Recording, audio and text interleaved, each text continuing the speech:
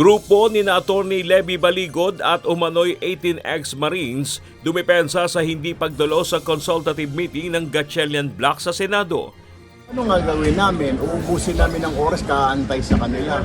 Paano kung natapos sila ng 12 o'clock, 1 o'clock, 2 o'clock, we'll wait for them? Hindi naman po pwede. Makikita ninyo rito, wala pong pirma yung nagsasabi na siya yung chairman ng Blue Ribbon Committee. Wala ring pirma yung Senate President. Walang approval. Kaya dyan po kami naguguluhan. Senator Sherwin Gatchalian na dismaya sa hindi pagsipot ng 18 ex-Marines na magsisilbi sanang resource persons sa consultative meeting ng Senate Blue Ribbon Committee. Nandito na sila eh. Sana pumunta na lang sila dito. Why all the drama o pupunta pa doon, nag-respond. Nandito na sila. This is the best venue to that. Yun ang nakakadismeda. Office of the Ombudsman, individual na pinagsusumite ng kani-kaniyang affidavit ang 18 ex-bodyguard ni Saldico. We sent a notice to Attorney Baligod saying that what the office requires is yung tigi-isa pong affidavit for the Marines to declare or to state their personal knowledge dun sa mga statements Hindi nila. po yung kolektibo. Yes. Palasyo duda sa interim arrangements na ipinanukala ng kampo ni Senator Alan Peter Cayetano. Pangulong Ferdinand Marcos Jr. bukas sa ideyang mamagitan sa gulo sa liderato ng Senado. Muli, ang kinikilala ng ehekutibo ay si Senator Sherwin Gatchalian. Walang maidudulot sa ngayon ng ganitong klaseng arrangement. Baka mangyari na naman ang nangyari dati sa House of Representatives at ang Pangulo naman po ay hindi sarado ang pintuan sa mga ganyang klaseng mungkahi at suggestion. Ang tanong na lamang po, sa katulad po ba ni Senator Alan Cayetano ay uubra yung ganitong klase ng mga suggestion? Disaster Response Protocol ng Philippine National Police activated na kasunod ng 7.8 magnitude na lindol sa Mindanao. Naka-deploy na po yung mga tao natin to ensure the safety of our community. Magnitude 7.8 na lindol sa Sarangani, maituturing na the big one ayon sa Philippine Institute of Volcanology and Seismology o PHIVOLCS. So yung kung may the big one po yung Luzon area sa may Baguio, mayroon din pong the big one dito sa may Sarangani, which is isa po itong 7.8 na nangyari kahapon. Pangulong Bongbong Marcos, pinatututukan ng mga ospital na naapektuhan ng lindol sa Mindanao. Mga nawala ng tirahan dahil sa lindol, inaasikaso na ng pamahalaan ayon sa Malacanang. What is the number of casualties? Because I just heard from Secretary Ted Bosa that it's 19. I have here in your notes 37 patay. Yes sir, we just got an update from Glan Sarangani which accounted for additional casualties. So it increased for Region 12 it increased to 33 while we recorded 4 casualties in Davao Occidental. Sir. Bumagsak na Sapu Masla Bridge sa Malapata, Sarangani. Problema ng mga biyahero. Department of Public Works and Highway Secretary Vince Dicen, pinamamadali ang pagkukumpuni sa mga nasirang tulay at kalsada. Detour. Wala tayong choice. Kasi imposible ng tayuan ito ngayon. So kailangan tatabi natin dito sa other side na mas malayo sa bayan para mas safe siya. Civil Aviation Authority of the Philippines o CAAP tiniyak na walang nasaktan sa pinsala sa General Santos City o Gensan Airport dahil sa lindol. 63 flights kanselado dahil sa pinsalang dulot ng lindol. Pagsasara ng paliparan sa mga commercial flight tatagal pa. Well, so sa ngayon, nag-issue ang ating Civil Aviation Authority of the Philippines for Gensan Airport ng notice to airman since yesterday. No?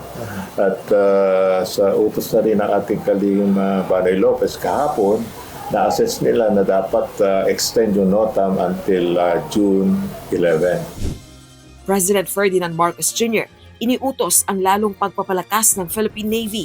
Pangulo, binigyang diin na hindi kailanman pasisindak ang mga Pilipino. Thus, I have directed the Philippine Navy to further strengthen its capabilities. Global instability, shifting alliances, and emerging threats demand that we maintain a resilient maritime defense posture. In this environment, a credible Philippine Navy is indispensable to regional peace. Isang consumer group hiniling sa Office of the Ombudsman na imbestigahan ng Energy Regulatory Commission o ERC hinggil sa mataas na presyo ng kuryente. Tayo ay hostage sa sobrang taas ng singil sa kuryente, sobrang taas ng presyo sa kuryente. Yan po yung hustisya na hinihingi po natin dito po sa Ombudsman. Lokal na pamahalaan ng Glan Sarangani na nawagan para sa inuming tubig, pagkain at gatas na pambata na pangunahing kailangan sa naturang bayan.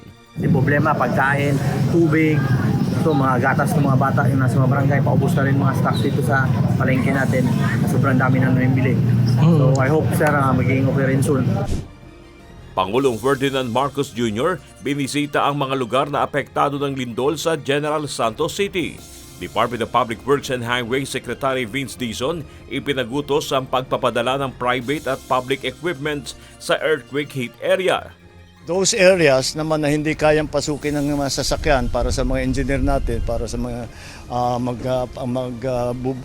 magbubuo ulit ng mga sistema natin, ay yung relief goods nakapag-deliver na tayo, nag-helicopter na tayo, places like Glan na ang hindi pa hanggang ngayon, walang road passages. Nag-order na ako ng total mobilization ng private and public equipment and personnel. No, hindi lang DPWH equipment na to kasi ang sira is comprehensive. Sarangani, Jensan, South Cotabato, Davao Occidental, Davao del Sur. Ang daming mga nasira dyan. Senator Sherwin Gatchalian tiniyak na tuloy ang paghahanda para sa impeachment trial sa July 6. Senate leadership pinag-aaralan pa ang tatayong presiding officer sa impeachment trial.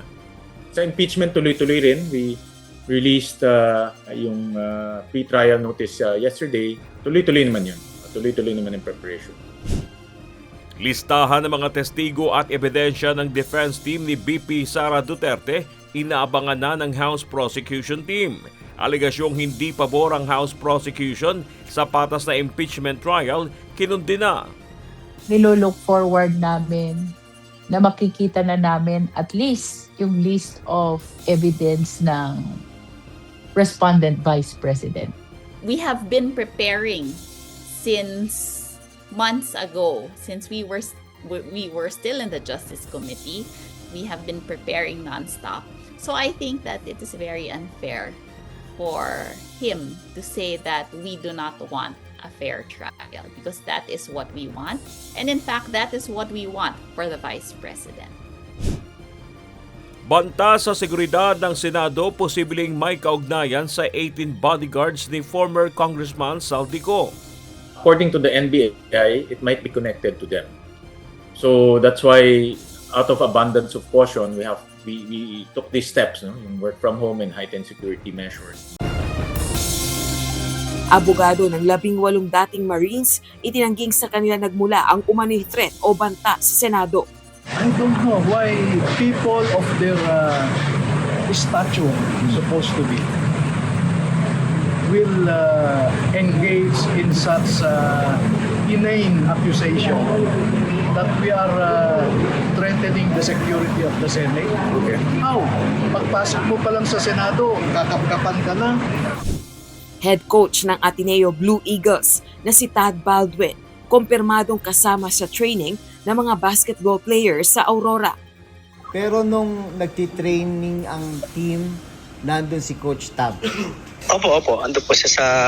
Kasi po, yung grupo ay nando sa dagat. Yung grupo ng team. Department of Labor and Employment Secretary Francis Tolentino, pinahaharap sa kanyang tanggapan si Coach Tab Baldwin. Kailangan pumunta po sa harap ko si Coach Baldwin sa Lunes, alas 10 ng umaga. Personally, to show his valid and current alien employment permit issued by this department authorizing him to serve as head coach of the Ateneo de Manila University men's basketball team. Number 2, proof that the AEP covers the full scope of his coaching and supervisory activities, including off-campus training activities such as the team building exercise in Aurora. Pangulong Ferdinand Marcos Jr. nakatakdang magtungo sa Russia para pangunahan ng Association of Southeast Asian Nations o ASEAN-Russia Summit.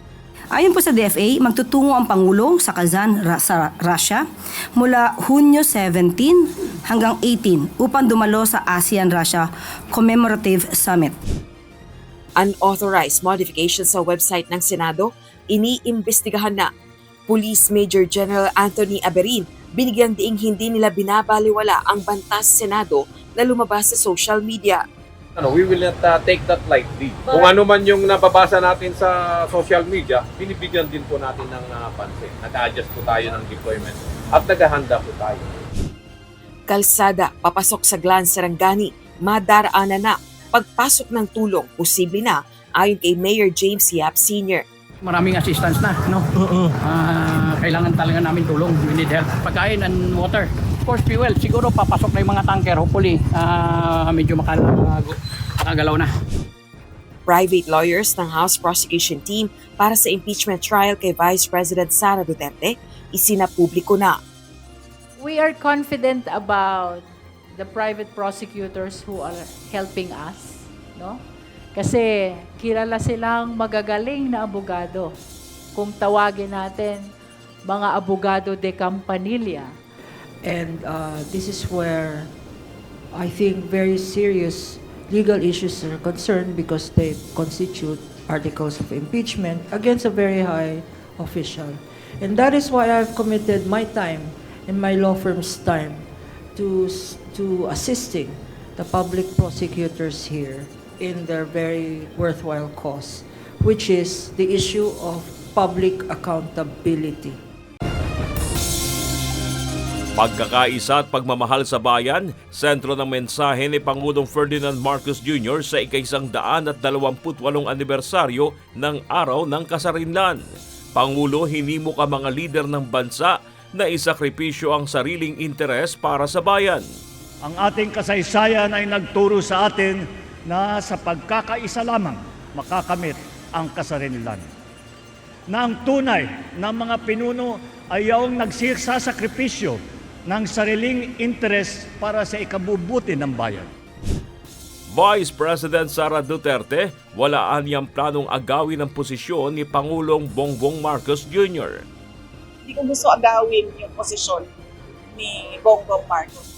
Ako, I am the constitutional successor, no? I am the next in line ayon sa ating constitution. At meron akong sinumpaan noong ako ay nag-assume ng Office of the Vice President. At nakalagay doon that I will preserve and defend the Constitution. So, wala sa aking mga kamay ang pagsasagawa ng extra constitutional means, no, to overthrow the current administration. At hindi ko din gusto yon. House Prosecution Panel may bagong ebidensya laban kay Vice President Sara Duterte. May maasahan po tayong pinakabagong ebidensya sa darating pong linggo. So, maganda nga sa pre-trial submission na lang po natin ito makita at ma-disclose. Pero I think this is of almost the same magnitude as the bank accounts. President Ferdinand Marcos Jr. tinawag ng Senate President Pro Tempore si Senator Sherwin Gatchalian. House Speaker Faustino D. and the honorable members of the House of Representatives, Senate President Pro Tem Sherwin Gatchalian, the Dean of the Diplomatic Corps. At mga turista muling dumarami kasunod ng pagbaba ng pamasahe sa eroplano. Airfare inaasahang mas bababa pa ayon sa Civil Aviation Authority of the Philippines o CAAP. Nagbo-browse na ako ng mga airfare kasi syempre excited na rin kami uli mag-travel ng pamilya. tsaka lumabas at mag-explore pa, lalo na dito sa bansa natin. Meron na tayong indication ng pagbaba. Kino-compute ng Civil Aeronautics Board every 2 weeks kung ano yung magiging surcharge. So inaasahan natin ang downtrend so far na pagbaba ng jet fuel at karampatang pagbaba rin ng presyo ng airfare.